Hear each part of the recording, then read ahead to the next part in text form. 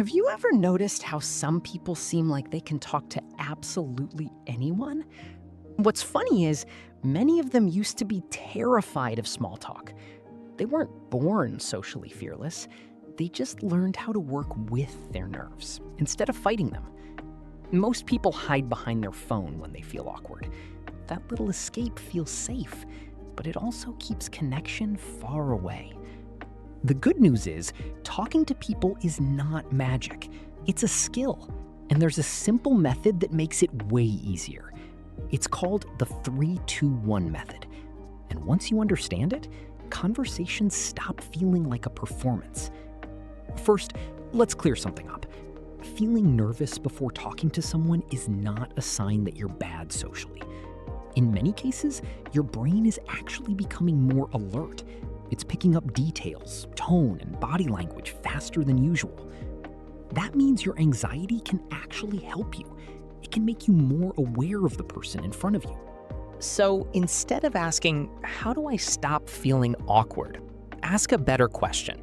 How do I use this energy well? That's where the first number comes in. The 3 stands for 3 seconds. Before you walk up to someone, give yourself 3 seconds. Not to panic and not to rehearse the perfect line. Use those seconds to observe. Are they checking their phone because they're busy or just because they feel awkward too? Are they scanning the room? Are they open and relaxed? Or do they look like they want a quick exit?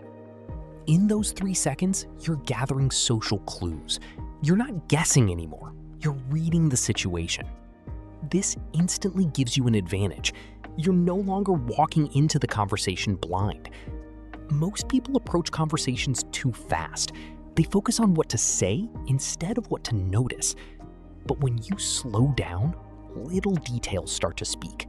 A closed laptop, a relaxed posture, a pause in movement, all of it matters. Some people are clearly in a rush. Others are clearly available. If you miss that, your opening can land the wrong way. The goal of observation is not to judge people. It's to approach them in a way that fits the moment. And that matters more than most people realize. A huge part of communication is happening before words even start. Body language tells you a lot.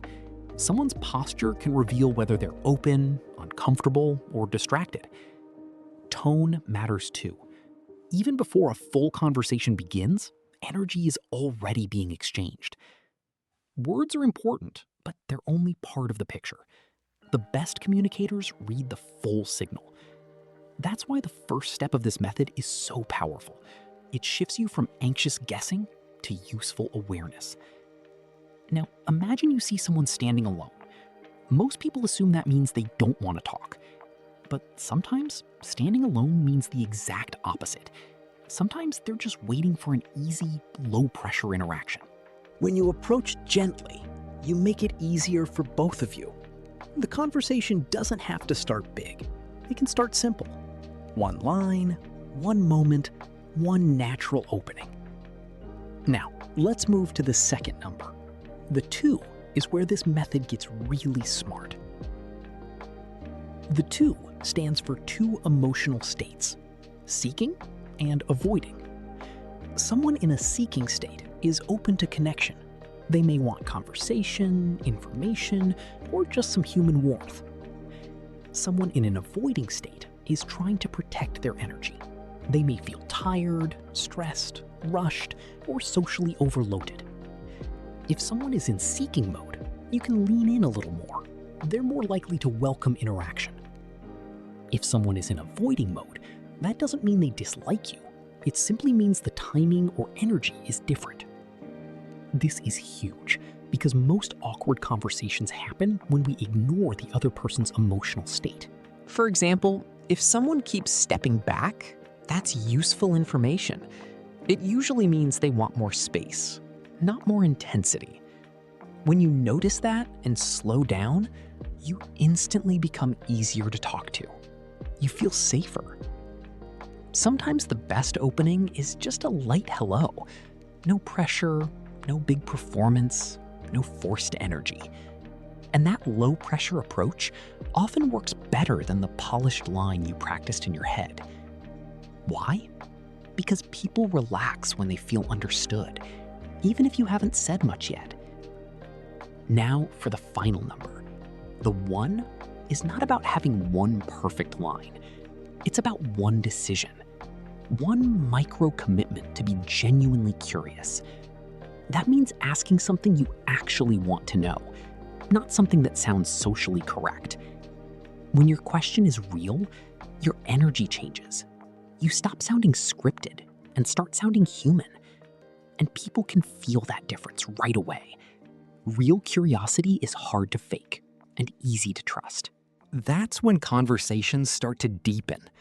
Not because you became more impressive, but because you became more interested. And here's the secret. Every interaction teaches you something, even the ones that feel awkward. If a conversation goes well, great. If it doesn't, that's still useful data. Maybe your timing was off. Maybe the person was distracted. Maybe your question needed a softer entry. The point is, socially strong people treat awkward moments like feedback, not failure. Now, let's see what this looks like in a real setting. Imagine you're at a networking event. You don't rush in.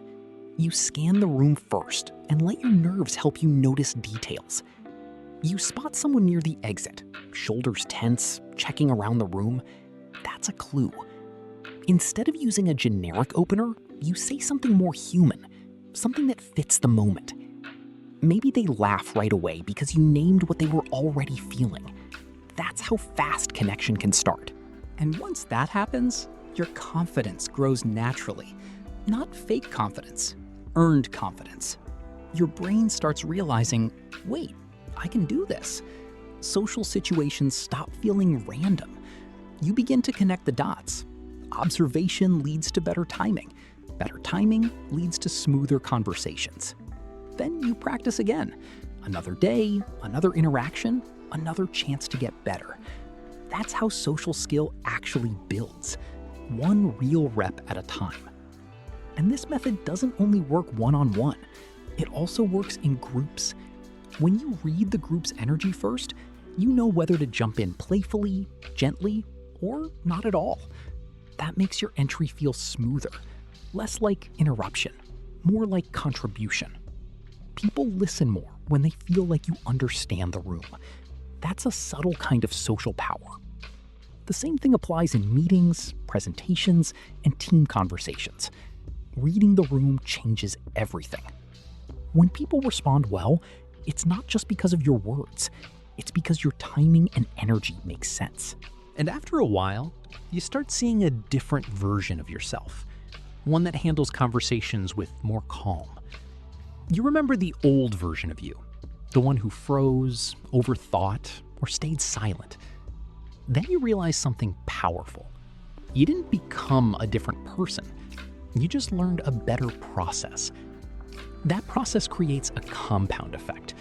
Small improvements in attention lead to big improvements in connection. Of course, nerves still show up sometimes. That part doesn't disappear overnight. But now, you know what to do with them. You turn that nervous energy into awareness instead of resistance. You observe first.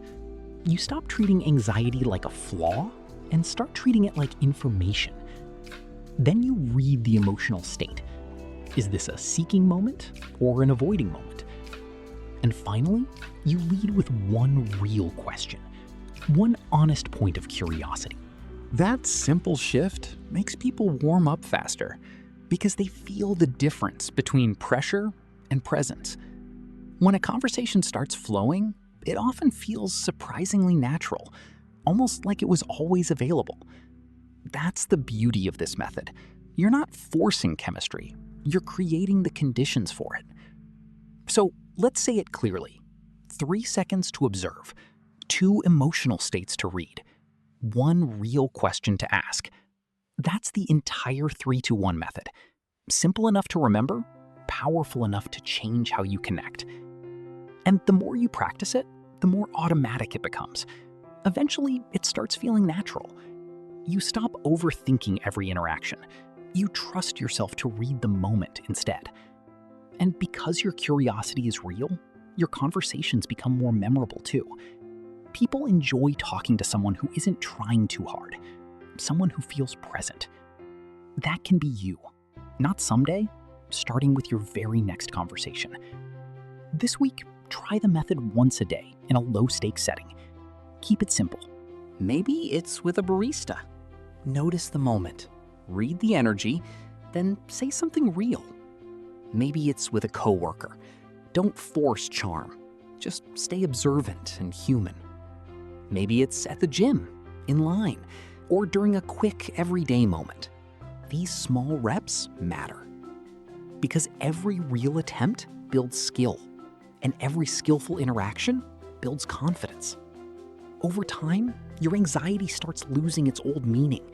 It no longer feels like proof that something is wrong. Instead, it becomes fuel.